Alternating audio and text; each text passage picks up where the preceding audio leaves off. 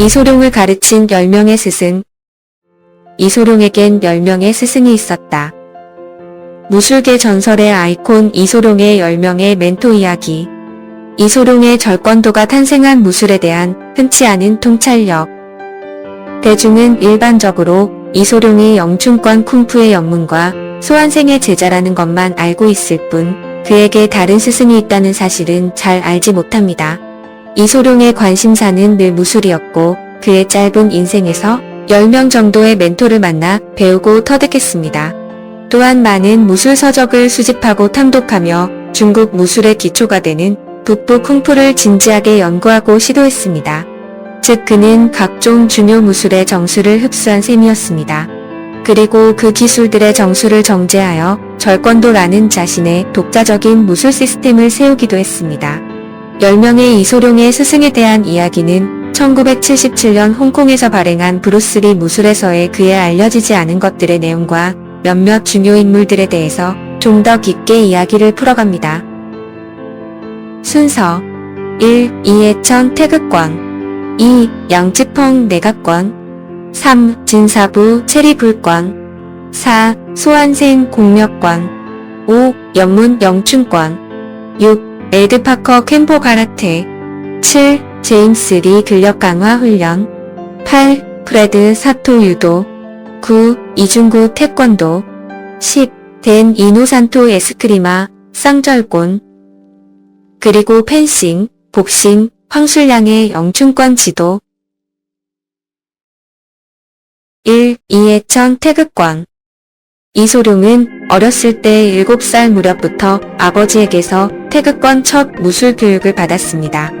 이소룡은 자신의 첫 무술 사부는 늘 아버지 이해천이라고 말했습니다. 이해천은 1901년생으로 광둥성 포산시 순덕 출신의 유명한 홍콩 광둥 전통 오페라의 희극 배우입니다. 태극권을 10여 년간 익혀서 조예가 아주 깊었습니다. 소년 이소룡은 남들과 싸우는 일이 많았습니다. 혹시 나쁜 길로 빠지지 않을까 노심초사했던 이해천은 직접 태극권을 가르치기 시작했습니다. 태극권의 부드럽고 느린 음의 기운으로 아들의 거친 양의 기운을 다스리고자 했습니다. 어떤 무술이라도 싸움에 써먹고 싶었던 이소룡은 흔쾌히 받아들였습니다. 태극권은 몸과 마음을 다스리기 위한 느린 무술이었고 실제 싸움의 무술로는 유용하지 않았습니다. 길거리 싸움에서 이기고 싶었던 이소룡은 점차 태극권의 수련을 포기하고 다른 무술을 찾게 됩니다. 이런 이유로 이소룡은 어려서부터 쿵푸를 좋아했습니다. 무술에 심취하여 훗날 태극권의 철학은 그의 절권도에서 중요한 지위를 차지합니다. 태극권이라는 용어는 최고의 궁극의 주먹, 무한한 궁극의 복싱으로 번역됩니다. 무극과 대조되는 태극이라는 개념은 도교와 유교, 중국 철학에 모두 나타나며 태극도로 표현되는 음과 양의 융합을 나타냅니다. 태극권 이론과 실천은 도교와 유교를 포함한 많은 중국 철학 원리와 일치하여 발전했습니다. 태극, 무극, 음양 이론은 점차 절권도의 핵심 이론으로 발전해갔고 음양의 조화를 나타낸 태극은 절권도를 대표하는 심볼이 됩니다. 태극권은 중국 남파에서 발전한 무술 유파로 소림권과 함께 중국의 양대 권법을 이루고 있고 중국에서 가장 많은 수련 인구를 보유한 유파로 유명합니다. 소림권은 근육과 힘에 의존하는 외곽권이지만 태극권은 소림권에 비해 내공을 중시하는 내각권이라고 합니다. 내각권에는 형이권, 팔계장, 태극권이 있습니다. 2. 양쯔펑 내각권 이소룡은 홍콩에 있을 때 체리불권과 영춘권, 공력권과 절권을 그리고 내각권을 배웠습니다. 그중 한 명인 양쯔펑은 당시 홍콩에서 내공 스승으로 매우 유명했습니다. 양쯔펑은 태극권과 형이권의 음조권에 정통했을 뿐만 아니라 권법 이론에도 상당히 조예가 깊었습니다. 양은 우방이 스승에게선 의권을 배웠는데 의권은 형이권의 달인 왕샹자이가 창시한 중국 무술입니다. 형이권을 바탕으로 한 권술의 일종으로 고정적인 동작과 권법이었고 관념의 작용을 강조한 무술입니다. 양쯔펑은 의권을 홍콩에 처음으로 전한 사람입니다. 당시 이소룡의 아버지 이해천은 홍콩의 유명한 희극 배우였으며 공원에서 양에게서 태극권을 배우고 있었고 양쯔펑과 친하게 지내고 있었습니다. 양은 일자리가 있어서 홍콩 구룡의 킹스 공원에서 사람들에게 무료로 무술을 가르치며 길을 따라 걸으며 교정해줬습니다. 이소룡이 영춘권을 한동안 연습했을 때 아버지 이해천은 이소룡이 무술 연말을 그만두지 않게 하려고 양쯔펑에게 이소룡을 데려갔습니다. 이소룡은 양이 가르치는 것에 매우 관심을 갖게 되었고 그에게서 배우고 싶어 했습니다. 하지만 양쯔펑은 쌈박질만 저지르고 다니던 불량소년 이소룡을 제자로 받아들이지 않았습니다. 대신 이해천의 체면을 생각해 이소룡을 마지못해 받아들인 뒤 실기보다 이론을 가르쳤습니다. 그 시기 내각권의 달인 양쯔펑으로부터 중국의 무술 이론을 상세히 공부한 것은 이소룡에게 큰 소득이었습니다. 또한 양사부의 가르침을 받으면서 여기저기서 배운 권법이 체계가 잡히기 시작했습니다. 이소룡은 그때 태극권 등 내가 권법의 타격 기술 원리와 내포된 의미를 깨달았는데 이는 훗날 무술인의 길을 걷는데 중요한 밑거름이 되었습니다. 학생들과 무술 수업을 위해 공원에 왔을 때도 그는 여전히 넥타이와 새하얀 셔츠를 입고 있었습니다. 양쯔펑은 항상 정장을 올바르게 입었습니다. 그는 유행을 따르는 상류 계층 사람처럼 보였고 외출할 때는 항상 넥타이를 맸습니다. 가르칠 때는 금태 안경을 쓴 흰색 셔츠의 모습이 학자처럼 보였습니다. 이소룡에게 양사부는 늘 욕설을 퍼붓고 술과 담배에서 멀어지지 않는 속옷만 입은 하류 계층의 교사들과는 완전히 다른 세상이었습니다. 단정한 양의 외모는 쿵푸 아이돌로 성장하는 이소룡에게 깊은 인상을 주었습니다. 이소룡이 의권을 배우는데 소요한 시간은 짧았지만 의권의 철학은 그의 절권도의 틀과 원리에 깊은 영향을 미쳤습니다. 의권은 형식이 없고 모든 기술의 사용이 가능합니다. 의권은 상대방을 공격하고 즉시 싸움을 끝내는 것이 유일한 목표인 핵심 시스템입니다. 형식의 순서도 없고 동작에 불필요한 멋부림이나 움직임의 시간을 낭비하지 않습니다. 양은 가르칠 때 형식을 중요시하지 않고 원리를 전달하는데 중점을 두었으며 먼저 프레임이 있어야 하고 다음에는 폭발적인 힘이 있어야 했습니다. 나중에 그는 공원에서 의권을 사용하여 학생들에게 원리를 설명하고 자신의 동작으로 상대방을 뒤로 날려버렸습니다. 그는 동작의 적용 방법이 아닌 형태만 가르쳤던 당시의 교사들과는 많이 달랐습니다. 이소룡은 양의 집에서 열리는 학생 모임에도 참석했고 몇몇 수업에 참석하여 양 선생의 말을 주의 깊게 들었습니다. 이소룡은 양 선생으로부터 많은 중국 쿵후의 내각권법과 외각권법의 원리를 배우고 무술의 지평을 넓혔습니다. 3. 진사부, 체리불권. 이소룡은 아버지 이해천으로부터 태극권을 배운 이후로 알려지지 않은 무명의 진사부로부터 체리불권을 배우는데 이 사람의 이름을 알 수 없어 체리불권의 시조 진양의 성시진을 따서 훗날 진사부라고 칭하는 것 같습니다. 체리불권은 중국 남파에서 발전한 무술 유파로 체리불각권이라고도 합니다. 영문 이름은 초이리풋입니다. 채권, 이권, 불교권을 결합한 무술로 중국 청조 말인 1836년에 광동성 신의현 출신인 진양이라는 사람이 창시했습니다. 홍각권, 영춘권과 마찬가지로 남파에서 발달한 무예이지만 기법은 홍각권과 유사한 장교대마의 형식을 띠고 있으며 단교현마인 영춘권과는 대조적인 기법을 이루고 있습니다. 또한 일반적인 남파 무술과 다르게 북파 무술의 기법을 차용하여 북파의 성격도 포함하고 있습니다. 100년 이상의 개발 끝에 링뿐만 아니라 홍콩, 아시아, 유럽, 미국 및 많은 국가와 지역에서 인기를 얻었습니다. 체리불권은 영춘권과 기법이 대조적인 관계로 항상 문파 간 다툼이 끊이질 않았다고 합니다. 1950에서 1960년대 홍콩에서 연문의 영춘파 소속의 이소룡 역시 체리불파의 수련생들과 잦은 시비가 붙었고 옥상에서 문파 간 대결로 비화된 적도 여러 번 있었다고 합니다. 그러나 체리불권의 기법을 눈여겨본 이소룡은 미국에 건너가기 전에 홍각권, 공력권, 절권 등을 배우며 동시에 체리불권을 익힘으로써 문파 간의 교류와 협력에 물꼬를 텄습니다. 현대에 들어와서는 그 기법의 차이 때문에 문파 간의 기술 교류를 통해 각 무술의 장단점을 보완하고자 하는 움직임이 있어 홍콩에서 영춘파와 체리불파는 사이가 좋다고 합니다. 이소룡이 채택한 절권도의 26가지 격투 요소 중 체리불권이 포함되어 있습니다. 체리불권은 일반적인 남파 무술과는 다르게 북파의 기법을 차용하여 남북의 기법이 골고루 섞인 권법으로서 홍각권과 마찬가지로 동물의 동작을 본딴 상형권의 형식을 띠고 있습니다.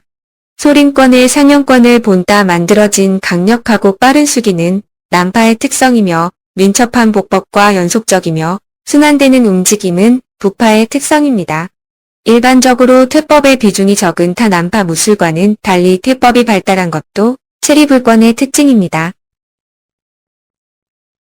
4. 소환생, 공력권, 절권, 홍권, 체리불권. 이소룡은 한 무술에 만족하지 않았습니다.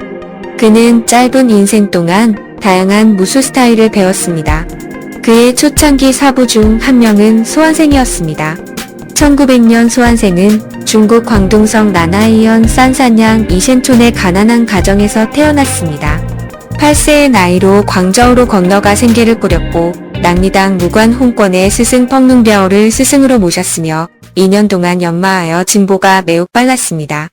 이때부터 무술에 대한 호감과 신념을 가지게 되었고 이후 공창의 사부로부터 체리불권을 배웠습니다.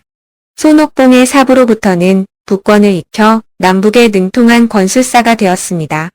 광동 정무체육회 무술교사가 된 공창 사범을 따라 보조교사로 일했으며 나중에 광동 오벤 초등학교에서 그를 무술교사로 고용합니다.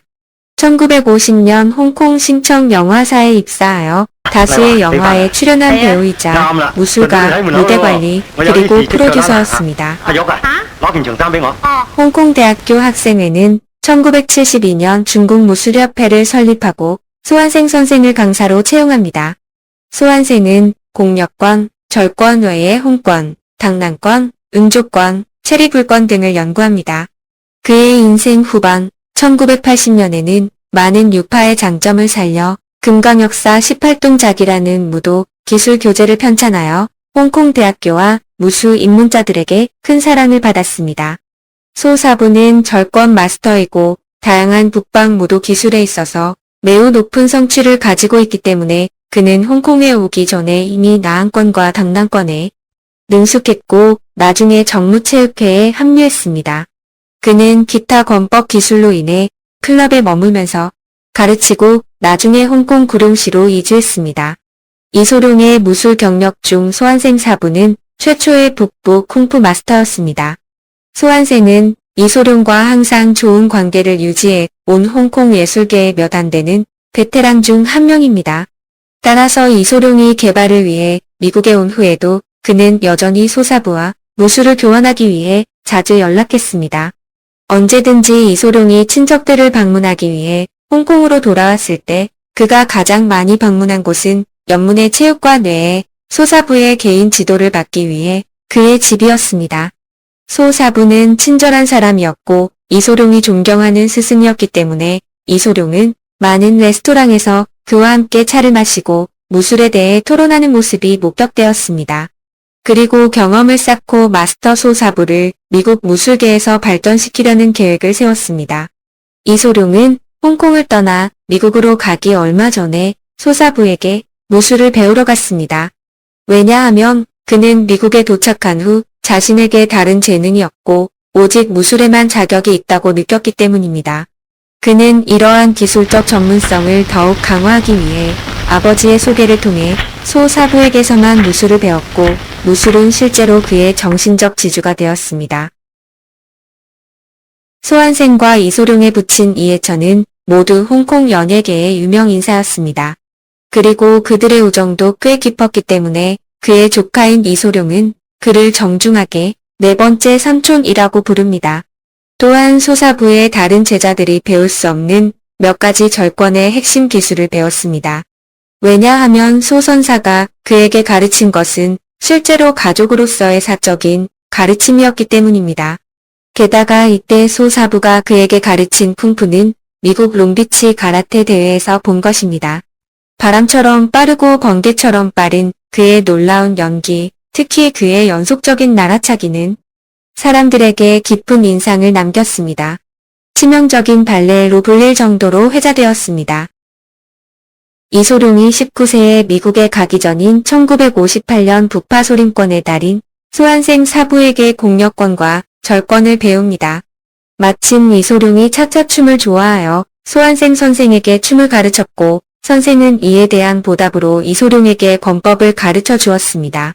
이소룡이 소환생에게 무술 교육을 받는 대신 그에게 춤을 가르쳐 주겠다고 제의했습니다.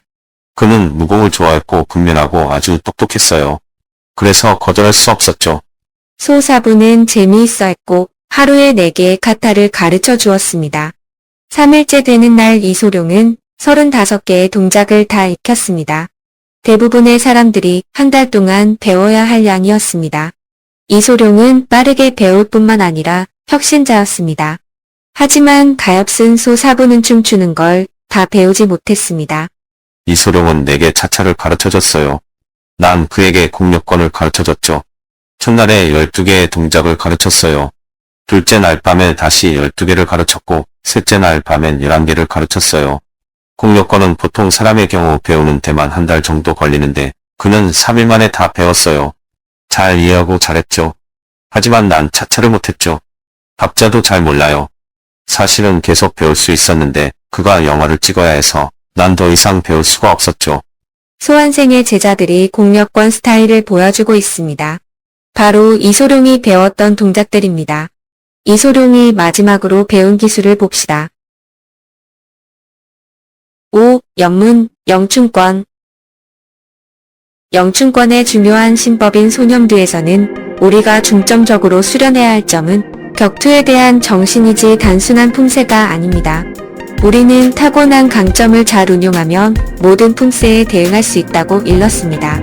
이는 훗날 이소룡의 절권도의 핵심으로 융합되었습니다. 이소룡이 미국에 가기 전 홍콩에서 영춘권을 4에서 5년간 수련합니다. 영춘권은 다양한 무술을 접하던 이소룡이 가장 오랜 기간 수련한 무술입니다. 1949년 이해천의 가족은 9번째 생일을 맞은 이소룡의 생일 파티를 즐겼습니다. 같은 나이의 친구 윌리엄 청이 초대되었습니다. 청의 삼촌이 이소룡의 아버지 이해천과 같은 광둥 오페라단 소속이기도 했습니다. 청은 영춘권으로 유명한 영문 문화의 어린 무술가였습니다. 두 소녀는 금세 친밀감이 형성되었고 친한 친구가 되었습니다. 12세 무렵의 이소룡은 잦은 길거리 싸움에 품행이 좋지 않은 불량 소년이었습니다. 어느 날 이소룡은 이미 영춘권을 배우던 윌리엄 청을 찾아가 영춘권을 배우겠다고 말합니다. 하지만 청은 이소룡이 얼굴이 알려진 배우이니 처신을 잘하라고 말하고 거절합니다. 얼마 후 이소룡은 길거리 패거리 싸움에서 크게 패합니다. 이소룡은 아버지 이해천을 통해 태극권을 배우고 있었지만 동작이 느려 흥미가 없었고 그런 일이 있은 후 어머니 그레이스에게 쿵푸 수업당 홍콩 12달러 비용을 요구하며 졸랐습니다. 결국 그레이스는 이소룡이 무술을 배울 수 있도록 허락합니다. 1953년 13세의 이소룡은 다시 윌리엄 청에게 영춘권을 배울 수 있도록 다시 부탁합니다. 이번엔 청이 이소룡의 부탁을 들어줘 영춘권 사부 연문에게 소개해줍니다. 하지만 연문은 외국인에게 가르치지 않는다는 중국 무술계의 오랜 불문율 때문에 이소룡이 순수 중국인이 아니라는 이유로 거절하지만 윌리엄 청의 간곡한 부탁으로 결국 연문 사부에게 입문합니다. 대신 이소룡은 5살 연상의 사형 황술량에게 주로 지도를 받고 후에 이소룡의 영춘권 기본기가 되었을 때 연문 사부의 지도를 받습니다. 홍콩 거리의 소년 싸움꾼 이소룡이 이때가 정식으로 무술에 입문한 때입니다. 이소룡의 스승 연문은 1893년 포산에 부유한 상인의 집안에서 태어났습니다. 청나라 광동성 불산 출신으로 영춘권을 대중화하고 널리 보급하여 영춘권의 일대종사로 일컬어집니다. 연문은 불산에서 12살 때 영춘권왕이라 불린 양찬의 제자 진화순의 마지막 제자로 들어가 영춘권을 처음 배웠습니다. 진화순은 고령인 까닭에 그는 얼마 되지 않아 사망했고 이후에 진화순의 두 번째 대제자인 오중소로부터 3년간 대부분의 무술을 배웠습니다. 이후 영춘권의 대가 양벽으로부터 정통 영춘권을 배우게 되는데 연무는 16세가 되자 친척의 도움을 받아 홍콩으로 건너갔습니다. 1년 뒤 그는 홍콩에 거주하는 상류층과 외국인을 위한 중등학교인 성 스테판 칼리지에 입학했습니다. 연문이 스테판 칼리지를 다니고 있던 어느 날 그는 외국인 경찰이 여성을 때리는 모습을 목격하고 이에 개입하여 경찰관을 쓰러뜨린 후 도망칩니다. 이 소문이 양벽에게도 전해졌습니다. 양벽은 곧 연문을 만난 후 연문에게 무슨 무술을 수련했는지 물었습니다. 연문은 영춘권이라고 말했고 양벽은 당신의 기량이 그렇게 좋지 않다라고 말했습니다. 양벽은 연문의 영춘권에 치사오에 도전했습니다. 연문은 자신의 기량을 증명할 기회로 보고 이를 수락했습니다. 그러나 몇 번의 공격을 받고 연문은 패배했습니다. 연문을 상대했던 그 남자는 연문 자신의 스승인 진화순의 선배이자 진화순을 가르친 양찬 선생의 아들인 양벽이었습니다. 연문은 양벽과 대련을 가진 후에 양벽으로부터 계속하여 무술을 배웠습니다. 양벽은 양찬의 큰 아들로 오직 직계 가족에게만 전해지는 전통 영춘권을 그의 아버지 양찬에게서 전수받았습니다. 이렇게 양벽은 홍콩에서 연문을 만나 오직 연문에게만 정통 영춘권을 전수한 것으로 알려지고 있습니다. 연문은 늦은 나이에 제자를 들이는데 불산에서는 중국 국민당 소속 경찰로 활동하면서 군인과 경찰, 일반인에게 무술을 가르치고 불산 지역의 무술 대가들과 두루 알고 지내면서 종종 타 문파의 고수들과 토론했습니다. 대가들의 지식을 흡수하면서 영춘권의 기술은 최고의 경지에 오르고 제2의 양찬으로 칭송받았습니다. 그러다 중국 공산혁명을 피해 1949년 56세가 된 연무는 홍콩으로 이주하면서 생계를 위해 영춘권 강습회를 열었고 이때부터 제자들을 받아들였습니다. 영춘권은 중국 난파 무술의 일종입니다. 호신용 무술이어서 화려한 동작을 배제하고 실전에 쓰이는 동작을 중시했습니다. 영춘권과 더불어 난파무술의 한 축을 이루는 홍각권과 체리불권의 경우 넓은 보법으로 공방을 전개하지만 영춘권은 이와 반대로 좁은 보법으로 공방을 전개합니다. 민첩성과 매우 강한 힘을 바탕으로 간결한 기술과 가까운 거리에서의 빠른 공방을 특징으로 하고 기본적인 공방은 수평 최단 거리이자 신체 급소가 밀집한 중심선을 기점으로 이루어집니다. 영춘권은 공수합일의 권술로 공격과 방어를 동시에 행하는 것이 또한 특징입니다. 발기술도 사용하지만 기습적으로 상대의 노출된 하단을 공격하거나 걸어 넘어뜨리는 것이 주입니다. 일종의 수련대, 목인장 수련과 함께 서로의 팔을 붙이고 행하는 치사오라고 불리는 근접전 수련 방식을 자주 사용합니다. 투로는 일반적인 중국 권법에 비해 매우 간략하여 소념두, 심교, 표지의 세뿐입니다. 무기술 역시 그 가지수가 적어서 긴봉으로 행하는 6점 반군과 조그마한 쌍검을 다루는 팔참도가 전부입니다. 소념두, 영춘권의 가장 기본이 되는 투로입니다. 영춘권의 모든 수기 기술이 담겨 있으며 핵심이 되는 권법입니다. 그 자리에 서서 행합니다. 심교, 영춘권의 중급 투로입니다. 수련자는 심교를 통해 소념두의 수기를 응용하는 법을 배우며 기본적인 발기술을 연마하게 됩니다. 복법이 있어 움직이며 행합니다. 표지, 영춘권의 고급 투로입니다. 수도로 상대방의 급소를 공략하는 권법이며 위급 상황에 대처할 수 있는 응용력을 기를 수 있습니다. 목인장, 나무로 만든 인간 모형을 상대로 하는 투로로 108식으로 이루어져 있고 목인장을 대상으로 팔을 얽어 들어가는 연습과 치는 방법에 대한 수련을 합니다. 6점 반곤, 영춘권의 유일한 봉술입니다. 긴 장대를 들고 행하며 단순한 동작들로 이루어져 있습니다. 홍각권의 영향을 받았습니다.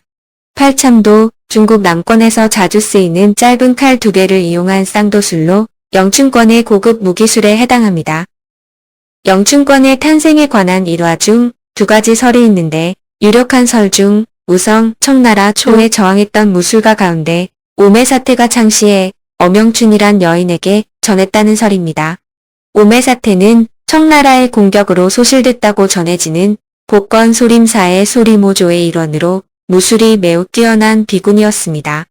명나라 말 청나라 초 소림사의 비군이 오매선사가 마을에서 아버지와 두부 장사를 하던 엄영춘에게 전해주었다는 설인데 엄영춘은 마을에서 지조와 품위가 있기로 유명한 인물이었습니다.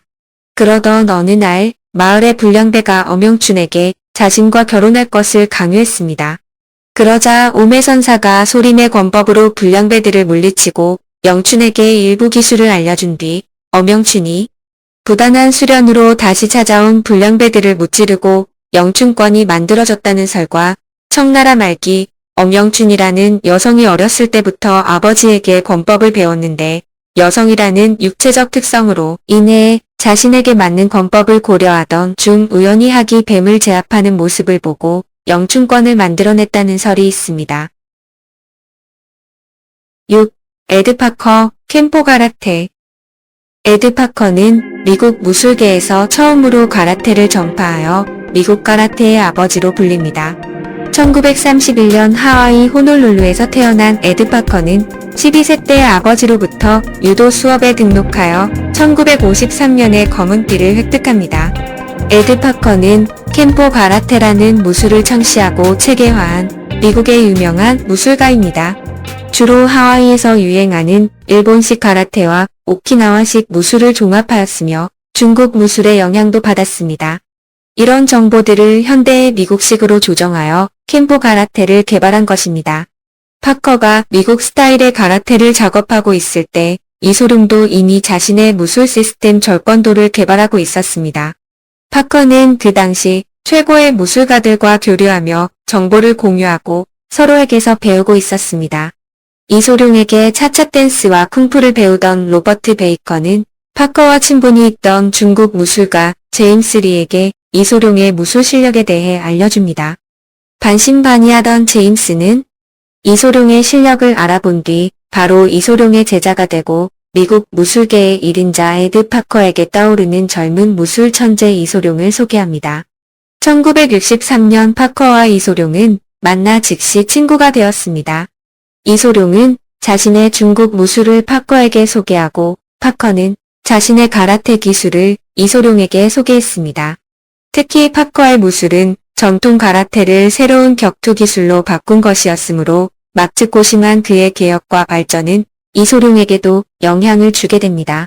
이소룡이 마음에 쏙 들었던 파커는 자신의 무술을 이소룡에게 모두 전수해줍니다. 파커는 이소룡을 롱비치 국제 가라테 챔피언십에서 무술계에 소개함으로써 전국적인 주목을 받도록 도왔습니다.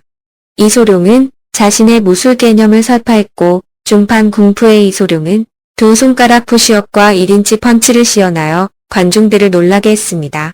이를 계기로 이소룡은 헐리우드에서 주목을 받았고 이로 인해 미국 TV 드라마 그린호넷의 조연 케이토 역할을 맡아 무술 슈퍼스타로의 발판을 만듭니다. 이소룡과 에드 파커가 교류하던 1963년 12월 롱비치 시립강당 밖에서의 사진입니다. 좌로부터 이소룡의 제자이자 연애 중이던 린다 에머리, 이소룡, 제임스 리 에드 파커와 아들입니다.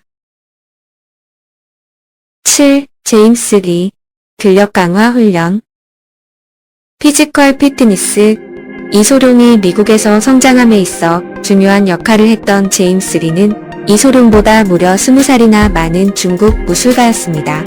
그는 발도도 많은 청년 무술가 이소룡의 멘토이자 친구였습니다.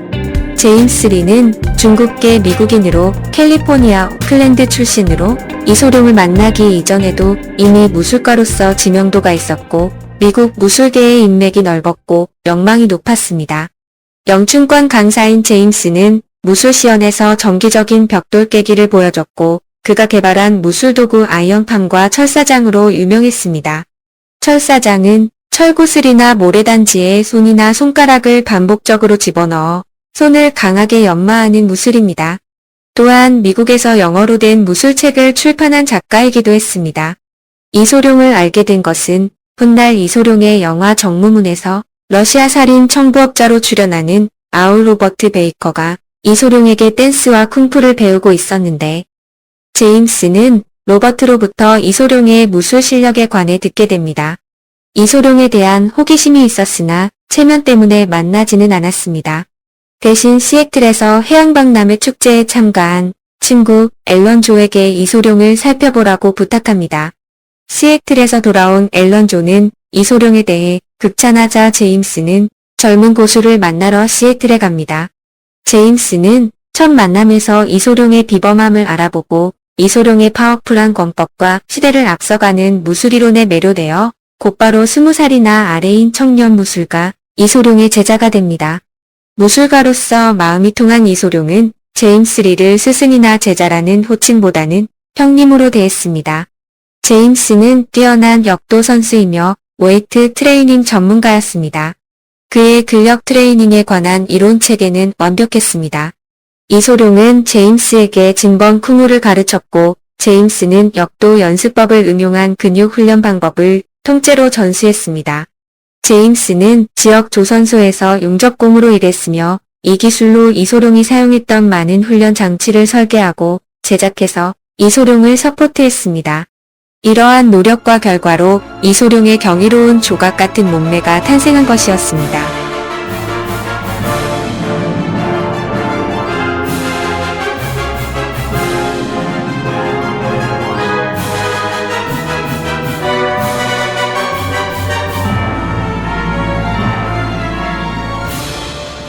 제임스가 1972년 12월 30일 폐암으로 사망하기 전까지 그는 이소룡에게 여러 중요한 도움을 주었습니다. 오클랜드로 건너가 진번국술관을 오픈할 때도 심지어 린다와 결혼한 후 반년 넘게 그의 집에서 신세를 졌습니다.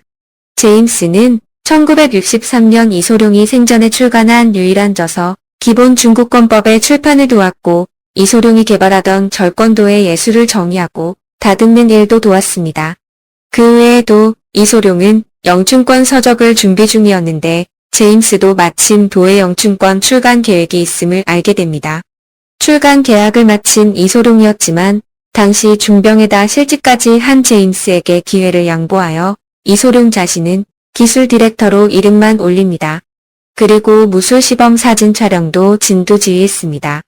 그중 이소룡의 무술과 영화 인생에서 가장 중요한 전환점이 되는 1964년 롱비치 국제 카라테 챔피언십의 시범 연무자로 참여하게 되는데 이때도 제임스가 개최자 에드 파커에게 이소룡을 소개합니다. 롱비치에서 시범 연무 뒤 허리웃에 관심을 받게 되고 이때를 계기로 유명한 TV 드라마 그린호넷의 중요한 배역 케이토 역을 맡게 됩니다. 몇 년 뒤 홍콩의 신생 영화사 골든 하베스트와 계약을 맺고 건격 영화로 국제적 스타가 되는 발판이 됩니다. 8. 프레드 사토, 유도. 이소룡에게 처음으로 유도를 가르친 사람인 프레드 사토입니다. 이소룡이 유도를 배운 것은 일반적으로 미국의 진 르벨에게서라고 알려져 있지만 이소룡 연구가 존 리틀에 의하면 1990년대 초 르벨과의 인터뷰와 2019년 코로나19 시절 르벨과 이소룡과의 연관성 연구에서 그간 알려진 것은 잘못된 정보이고 이소룡은 르벨에게서 유술을 배운 증거가 하나도 없었다고 합니다. 이 무렵 존 리틀은 케이토 그리고 유도맨 진 르벨 문제라는 문서를 통해 해당 내용을 반박한 바 있습니다. 이소룡이 실제로 유도를 배운 예는 이소룡의 첫 제자 제시 글로버로부터 들을 수 있습니다. 1959년 이소룡의 미국 생활 초창기의 시애틀에서 해양박람회 축제에서 이소룡이 무술 시범을 보였는데 이 공연을 처음 보고 제시 글로버는 감명을 받았습니다. 제시 글로버는 아프리카계 미국인 유도 선수였습니다. 유도의 지역 챔피언이기도 했던 제시는 이소룡에게 무술을 가르쳐 줄 것을 간청했고 첫 제자가 됩니다. 이후 다른 제자들도 생겨납니다. 제시는 이소룡에게 유도 기술을 보여줬고 자신의 스승 프레드 사토를 소개합니다. 프레드 사토는 워싱턴 대학교에서 유도 강사였습니다. 워싱턴 대학교를 다니던 이소룡은 유도를 선택 과목으로 수강하여 프레드 사토로부터 약 3년간 유도를 배웁니다. 하지만 프레드 사토와 이소룡의 유도 관련 자료는 매우 부족하여 제시 글로버의 증언과 약간의 사진으로만 확인할 수 있습니다. 사진은 2014년 페이스북 브루스 리 앤드 타키 키무라에 올라온 희귀 사진과 작은 에피소드입니다. 사진의 가운데는 이소룡의 제자 타키 키무라입니다. 오른쪽은 이소룡의 시애틀 시절 초기 제자 로이 홀링스워스입니다. 왼쪽 콧수염의 동양인은 프레드 사토의 조카 크리스 사토입니다. 이소룡은 시애틀 시절 당시 자신에게 유도를 처음으로 가르친 교사인 프레드 사토의 집에 방문했는데 이소룡이 사이드킥 시범을 보였는지 지하실에 있는 기둥을 너무 세게 찼기 때문에 집 전체가 흔들리고 프레드의 아내는 그것이 지진이라고 생각했다고 합니다. 좀 과장된 표현이지만 이소룡의 파워가 그 정도로 셌다는 것 같습니다. 9. 이중구 태권도. 미국 태권도의 아버지. 이중구 사범은 1950년대에 미국에 도착한 후 태권도를 미국에 처음으로 소개한 공로로 미국 태권도의 아버지로 불립니다. 이 사범은 유명 액션 영화 배우 이소룡의 오랜 친구였으며 서로 무술 기술을 주고받으며 발차기 기술을 가르친 것으로도 유명합니다. 1962년 워싱턴에 첫 태권도장을 냈습니다. 워싱턴에 있는 각국 대사들 자녀들과 45년 동안 미국 상하원 의원 350명에게 태권도를 가르쳤고 2000년 1월엔 미국 정부가 선정한 미국 역사상 가장 성공하고 유명한 이민자 203인에 뽑혀 초등학교 교과서에 수록되기도 했습니다. 워싱턴시는 태권도를 전파한 이중구의 공로를 기리기 위해 2003년 6월 28일을 준리 데이로 선포하기도 했습니다. 이 사범과 이소룡은 서로의 집을 방문할 정도로 친하게 지냈습니다. 이 사범은 내가 이소룡의 집을 방문할 때면 우리는 언제나 새벽 4시까지 펀치를 날리고 발차기를 하면서 시간을 함께 보냈습니다. 라고 말하기도 했습니다. 이중구는 이소룡에게 입식 타격법을 가르쳐달라고 청했고 태권도 고수로서 자신의 주특기인 발차기를 이소룡에게 전수했습니다. 1964년 에드 파커가 주최한 롱비치 국제 카라테 챔피언십 내서 이소룡과 이중구는 게스트로 참가하여 처음 만납니다. 이소룡은 눈을 가리고 하는 영춘권 치사오 기술과 쿵푸 시범을 보였고 이 사범은 송판 격파와 태권도 시범을 보였습니다. 이 사범은 1970년 무술이 인기를 끌던 시기에 도미니카 공화국에서 선보일 기술로 옆차기로 매달려 있는 합판을 격파하는 걸 가르쳐 주기도 했습니다. 이소룡이 홍콩 TV에서 자주 보여주던 옆차기나 공중으로 뛰어올라 높이 발차기하는 하이킥도 이중구에게서 배웠습니다. 10. 댄 이노산토 에스크리마 쌍절곤. 이소룡이 특유의 괴조음과 함께 쌍절곤을 휘두르는 액션은 그의 트레이드 마크가 되었습니다. 이소룡이 유명해지면서 쌍절곤도 세계적으로 유명해졌고 유행했습니다. 그 쌍절곤의 사용법을 이소룡에게 알려준 사람이 필리핀의 무술가 댄 미노산토입니다. 댄은 이소룡의 제자이자 곤술의 대가로 이소룡에게 쌍절곤을 가르쳐준 스승입니다.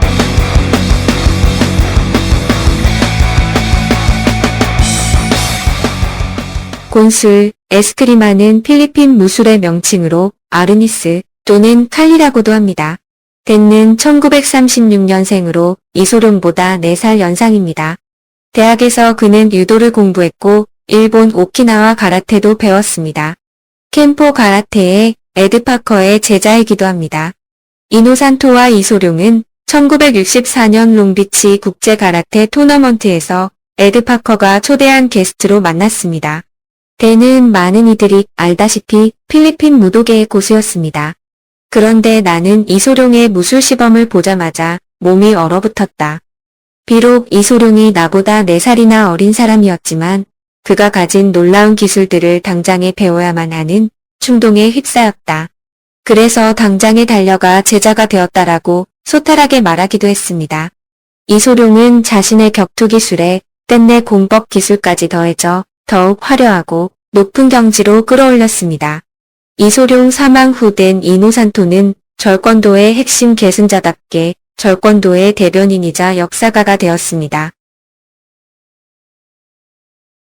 그리고 10명의 스승으로 표현한 인물들 외에도 고교 시절 권투와 영춘권의 직접적인 사고라 할 수 있는 황순양 사형도 있습니다.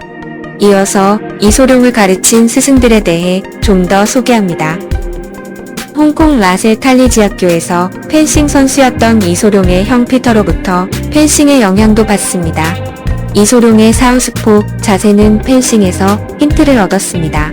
싸움의 자세에서 왼손보다 강한 오른손과 오른발을 앞에 두는 것은 당연하다고 생각했습니다. 고교 시절엔 권투도 배우는데 성자비에르 학교에서 권투팀의 코치인 에드워드 무스 형제로부터 서양 복싱을 지도받습니다. 1958년 이소룡은 홍콩 학교 간 권투 토너먼트에서 이전 챔피언을 꺾고 챔피언을 차지합니다. 이소룡은 쿵푸와 권투뿐만 아니라 모든 종류의 호신술에 광적인 관심을 갖고 있었습니다. 고교 시절 권투를 고교 간 시합으로 경험이 있었고 전설적인 권투 선수 무하마드 알리의 권투 기법에도 특별한 관심을 보여 사우스포 자세인 이소룡이 알리의 경기 모습을 거울을 통해 왼손잡이의 관점으로 연구하기도 했습니다. 당시 유명한 복서 조 루이스, 맥스 베어를 좋아했고 최근엔 잭 댐프시라는 옛 복서에게 팬러터를 보내 답장을 받은 자료가 공개되기도 했습니다. 답장의 사진에는 1965년으로 표시되어 있는데 이소룡이 롱비치의 무술 대회의 활약으로 유명세가 있던 때의 흔적이어서 놀라운 자료이기도 합니다. 잭 댐프시는 미국의 프로복서로 1919년부터 1926년까지 세계 헤비급 챔피언을 지냈습니다. 1920년대는 복싱의 태동기여서 기술 체계도 없고 맷집 싸움하는 스타일의 경기 양상이었다고 합니다. 어쨌든 당시 대단한 인기의 복서였고 시대적 차이도 있는 전설의 무술인 이소룡과의 팬레터 교류가 있었다는 게 신기하네요.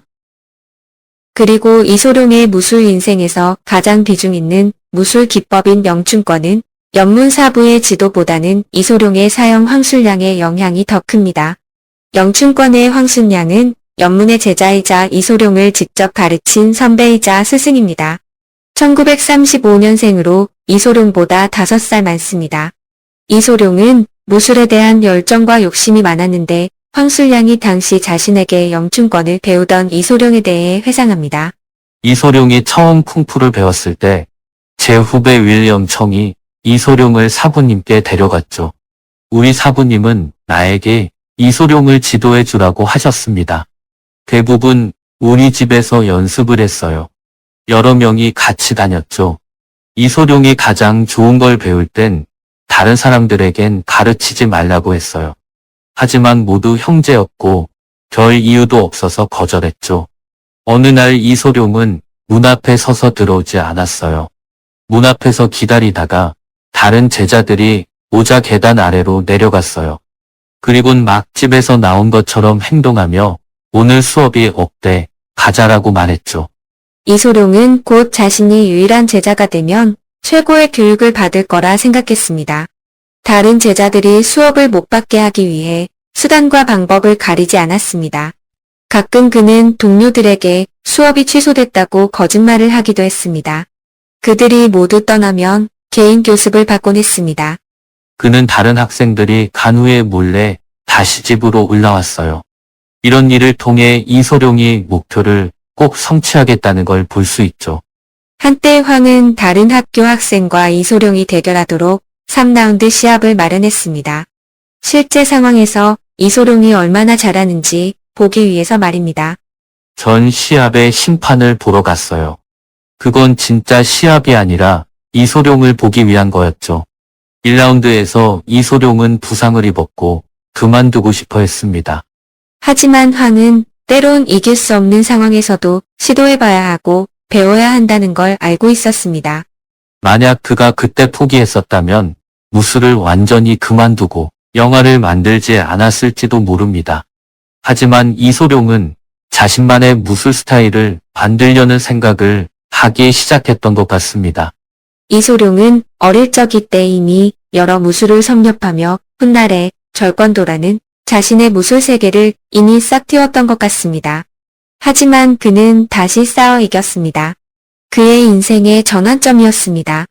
이소룡은 점점 더 열심히 훈련했고 그의 철학을 발전시키기 시작했습니다. 이상 이소룡을 가르친 10명의 스승과 몇몇 스승의 역할을 했던 이야기를 풀어봤습니다. 이소룡의 무술 결정체 절권도는 사실상 그의 이른 죽음으로 완성되진 못했습니다. 현대에 이르는 절권도는 이소룡에게서 무술을 배웠던 제자들과 린다 부인이 이소룡이 집필 중이었던 절권도 자료와 메모, 스케치들을 정리해서 미흡 하나마 세상에 내놓은 것입니다. 이소룡이 1973년 7월 여름에 세상을 떠났는데 집필 중이었던 절권도는 그해 완성할 예정이었다고 합니다. 그가 좀 더 살아서 절권도 집필을 마쳤다면 절권도의 최종적인 모습이 어떤 것이었을지 궁금합니다. 무술과 자신의 인생에 열정을 다했던 이소룡에게 존경을 보냅니다.